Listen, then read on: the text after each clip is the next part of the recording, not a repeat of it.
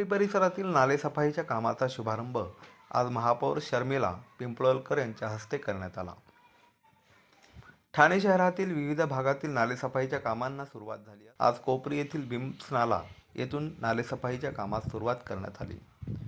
पावसाळ्यापूर्वी सर्व नाल्यांची साफसफाई होईल या दृष्टीने नियोजन करून कामे लवकरात लवकर पूर्ण करण्यात। या कार्यक्रमात स्थानिक नगरसेविका मालती पाटील, नम्रता पमनानी, आरोग्य अधिकारी डॉक्टर राणी शिंदे, उपमुख्य स्वच्छता निरीक्षक लक्ष्मण पुरी तसेच नौपाडा कोपरी प्रभाग समितीतील स्वच्छता निरीक्षक मुकादम आणि स्थानिक नागरिक मोठ्या संख्येने उपस्थित होते। उद्घाटनानंतर प्रत्यक्ष नाल्याच्या साफसफाईच्या कामाला सुरुवात करण्यात आली।